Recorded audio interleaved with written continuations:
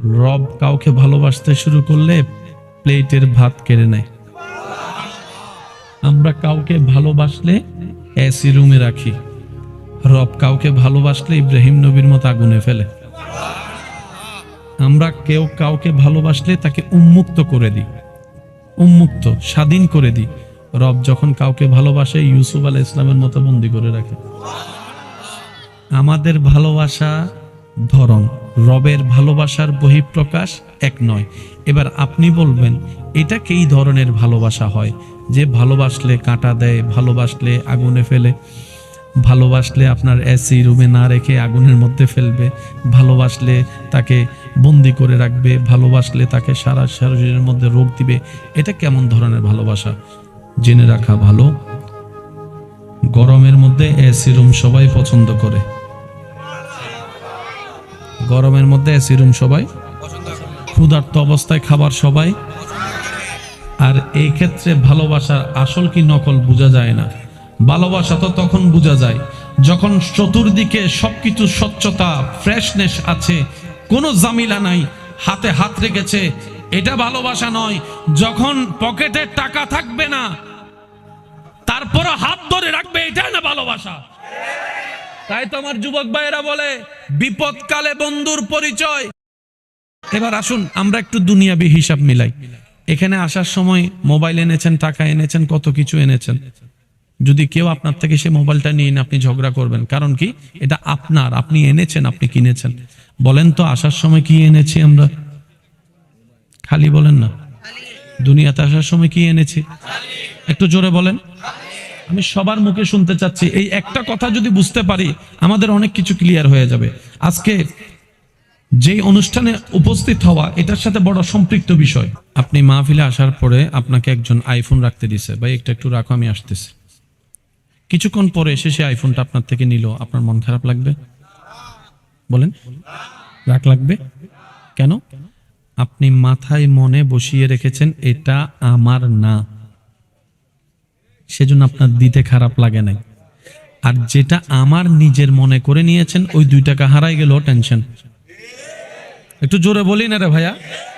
IPhone দিয়ে দিয়েছেন, আপনার এখানেও লাগে নাই, এখানেও লাগে নাই, এটা তো আমার না। আর যে 10 টাকা হারিয়েছে এটা নিয়ে টেনশন কেন? কারণ এটাকে আপনি আমার শব্দটা যোগ লাগিয়েছেন, আমার মনে করেছেন। আওয়াজ দিয়ে বলুন, দুনিয়াতে আসার সময় কি নিয়ে আসলাম?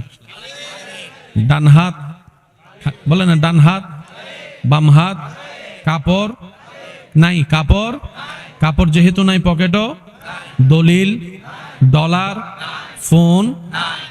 আসার সময় যেহেতু খালি এসেছি, আজকে এতগুলা যা আছে, যার যাই আছে, মনে রাখবেন এগুলো একটাও আপনার আমার নয়, সব রবের দান, আমাদের পাওয়া।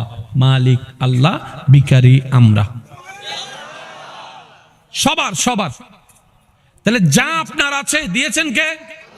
এবার আল্লাহ যদি আপনার চোখ নিয়ে নেয়, মালিক উনি যা মন চাই তা করবে।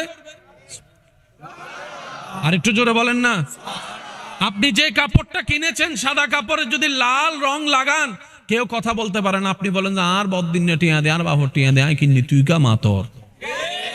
এবার বলেন আমাদের দেহকার, আওয়াজ ছোট হলে চলবে না, জোরে বলেন দেহকার। চোখ দিয়েছেন কে? কান দিয়েছেন কে?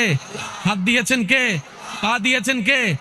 একটাও আমাদের কিনা নয়, একটাও আমাদের অর্জন নয়। তো বান্দা কারা? বান্দারা বলে আসার সময় কিছু আনিনি, মালিক কি আর আমার কাছে কিছু নাই, সব আমার রব আমাকে ভিক্ষা দিয়েছেন। আর ভিক্ষুক কখনো মাথা তুলে কথা বলা উচিত নয়, সর্বদা রবের দরবারে শুকরিয়া করে মাথা ঝুঁকায় রাখাটাই উত্তম। আমাদের হারাই গেলে আমরা টেনশন করি, কিন্তু ইব্রাহিম নবীর হারানোর পর উনি আরো খুশি। পার্থক্য এখানে মনে রাখবেন, সাধারণ বান্দা আর প্রেমিক আশেক বান্দা এক নয়। সাধারণ বান্দা পান থেকে চুন খসলেই টেনশন আর টেনশন। আর ওদিকে ইব্রাহিম নবীকে আগুনের সামনে বেঁধে রাখছে, ফেলবে, সবার চেহারা মলিন ইব্রাহিম নবীর জন্য, কিন্তু ইব্রাহিম নবীর চেহারায় প্রাণ উজ্জ্বল মুস্কি হাসি। আমার মনে হয় আর একটু জোরে বলা যাবে। সামান্য শরীরে একটা যদি ক্ষত হয়, আপনার আমার ব্যথা টেনশনের শেষ নাই, সাধারণ বান্দা। আর ওদিকে আল্লাহর পয়গম্বর আইয়ুব আলাইহিস সালামকে বছরের পর বছর এমন রোগে আল্লাহ দান করেছেন, উনি শুকরিয়ার খুশি। শুধু তাই নয় ভাই, শুনলে অবাক হয়ে যাবার মতো কথা। আমরা অসুস্থ থেকে সুস্থ হওয়াটা চাই, আল্লাহ দাও, আল্লাহ দাও, আল্লাহ দাও। আইয়ুব নবী আল্লাহর নবী, সবাই জানেন নবীরা জবান খুলে বললেই দোয়া কবুল, নবীরা চাইলেই আল্লাহ দান করে। সুবহানাল্লাহ জোরে। নবীরা মুখ ঠোঁট লড়ার আগেই আল্লাহ দান করে। সেই নবী আইয়ুব আলাইহিস সালাম, যার দোয়ায় হাজার মানুষ সুস্থ হয়েছেন, উনি আজকে অসুস্থ। এবার ওনার পরিবার এসে বলে, আপনি তো আল্লাহর নবী, আল্লাহর কাছে বললে তো আল্লাহ দিবে, ফেরাবে না কখনো।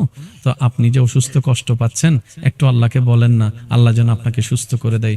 আইয়ুব নবী, আল্লাহর আশেক নবী, আল্লাহর প্রেমিক বান্দা আইয়ুব আলাইহিস সালাম উত্তর দিচ্ছেন, ও আমার পরিবার, তোমার জন্য কিছু লাগলে বলো, আমি তোমার পক্ষ হয়ে আমার রবের দরবারে দরখাস্ত পেশ করব। সুবহানাল্লাহ। আমার দুশমনের যদি কিছু লাগে আমাকে বলতে বলো, আমি সুপারিশ করব তার পক্ষ হয়ে আমার রবের দরবারে। যে গরিব তাকে বলো, ধনের ব্যবস্থা আমি আমার আল্লাহ থেকে ফরিয়াদ করে এনে দিব। অসুস্থ যে আছে তাকে বলো, আমাকে এসে বলতে, সুস্থতার জন্য আমার আল্লাহর কাছে আমি ফরিয়াদ করব। সুবহানাল্লাহ। যার সন্তান নাই আমাকে এসে বলুক, আমি তার পক্ষ হয়ে সন্তানের জন্য আল্লাহর কাছে দরখাস্ত করব। ওই পরিবারের মানুষের জন্য, আত্মীয় স্বজনের জন্য, পাড়া প্রতিবেশীর জন্য, এমনকি যে আমাকে মন্দ বলেছে তারও যদি কিছু দরকার হয়, আমি আইয়ুব তার পক্ষ হয়ে রবের দরবারে সুপারিশ করতে রাজি আছি। কিন্তু আমার জন্য আমার রবের কাছে কিচ্ছু চাইতে আমার বড় লজ্জা লাগতেছে, আমার বড় লজ্জা লাগতেছে। পরিবার বলে, এটা আবার কেমন কথা? তখন তিনি বললেন, ও আশেক নবী, আল্লাহু আকবার, আল্লাহর প্রেমিক বান্দা বললেন, আল্লাহ আমাকে সুস্থ রেখেছে কত বছর, লিস্টিটা করো। অসুস্থ রেখেছেন কত বছর, লিস্টিটা করো। আরে যে রব আমাকে এত বছর সুস্থ রেখেছেন, সে রবকে আমাকে কিছুদিন অসুস্থ রাখতে পারে না? আমার সুস্থতাও আমার রবের জন্য, আমার অসুস্থতাও আমার রবের জন্য, আমার আপাত মস্তক সারা দেহ আমার রবের জন্য। মন চাইলে রাখবে, মন চাইলে ধ্বংস করবে, এটা ওনার ব্যাপার। আমি বান্দা হয়ে নাক গলাবো না। আল্লাহ যখন যেভাবে রাখে, আমি আইয়ুব আলহামদুলিল্লাহ বলে সেভাবে খুশি থাকবে।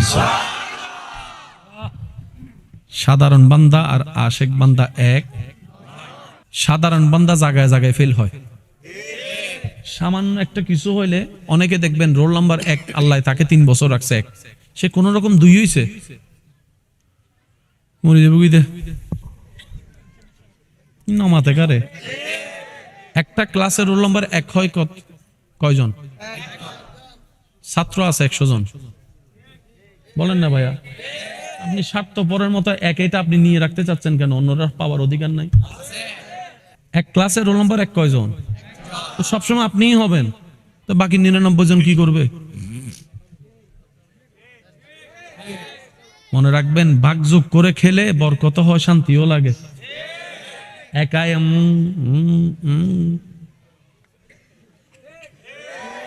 আমি পড়ালেখাকে কোনো নিচু দেখাচ্ছি না, আমি শুধু চিন্তা ভাবনার কথা বলতেছি। অনেকে তো এমনও আছে, এই 1 নাম্বার রোল নাম্বার 1 অর্জন করার জন্য দিন রাত পরিশ্রম করে, দরকার হলো অন্যজন ফেলিব, তারপরে তো নাকি অম ফরিব।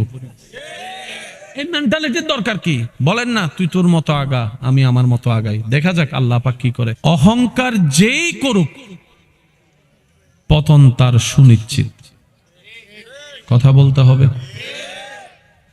অহংকার যেই করুক, পতন তার সুনিশ্চিত। এখানে আর কোনো দাড়ি কমার দরকার। ধৈর্য এবং শুকরিয়া যেই করুক, নেয়ামত তার জন্য সুনিশ্চিত। সুবহানাল্লাহ বলি। এই পৃথিবীটা বড্ড সুন্দর, বড় সুন্দর। জীবনটা বড় সুন্দর নিয়ামত। প্রত্যেকটা মানুষের জীবন আল্লাহর দেওয়া একটা বড় নিয়ামত, বড় সুন্দর।